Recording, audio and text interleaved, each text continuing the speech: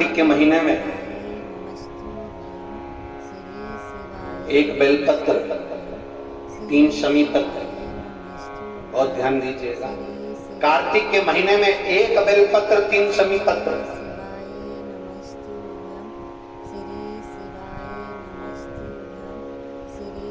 कार्तिक के महीने की दोनों अष्टमी में से किसी भी अष्टमी पर,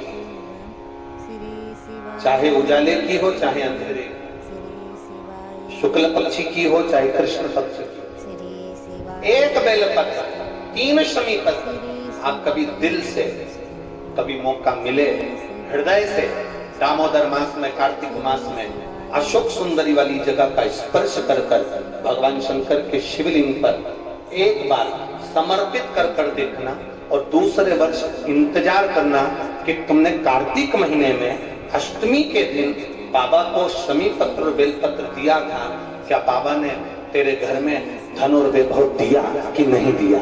जो स्थिति में गाड़ी चल रही थी वो स्थिति की गाड़ी तेरी पार हुई कि ना? कितने बेलपत्र? बोलो बोलो, जम के बोलो जरा, कितना शमी पत्र?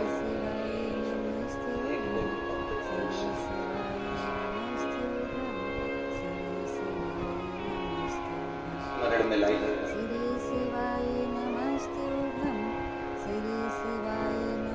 बस ये जो कार्तिक महीने में, दामोदर मास में आप एक बेलपत्र और 3 शमी पत्र अष्टमी के दिन, चाहे शुक्ल पक्ष की हो चाहे कृष्ण पक्ष की हो, ये दोनों अष्टमी में से किसी भी अष्टमी को जब आप समर्पित करते तो चंपेश्वर महादेव का नाम लेकर, कौन से महादेव? जम के बोलो जरा, सबकी आवाज आना चाहिए। चंपेश्वर महादेव, केवल चंपेश्वर महादेव का नाम लेकर आप अशोक सुंदरी का स्पर्श कराकर शंकर भगवान के शिवलिंग पर समर्पित करें। अशोक सुंदरी तो मालूम है ना सबको? जैसे ये शिवलिंग, ये जलाधारी, ये बीच में से जो तो लाइन गई गणेश कार्तिके, और बीच में एक लाइन जाती है मोटी सी शिवलिंग के सम्मुख में, उसको अशोक सुंदरी का स्थान कहा। शंकर भगवान के ऊपर जो जल की जलाधारी लगती है, जिसमें से बूंद बूंद पानी गिरता है, वो भगवान शंकर की 5 बेटियां हैं जो ऊपर कलश के रूप में रखी रहती हैं, जिसमें से बूंद बूंद जल नीचे गिरता है। जया, विषहरा, शामली बारी, दौतली, देव, शिव जी की 5 बेटियां। शंकर भगवान की 6ठी बेटी अशोक सुंदरी बीच।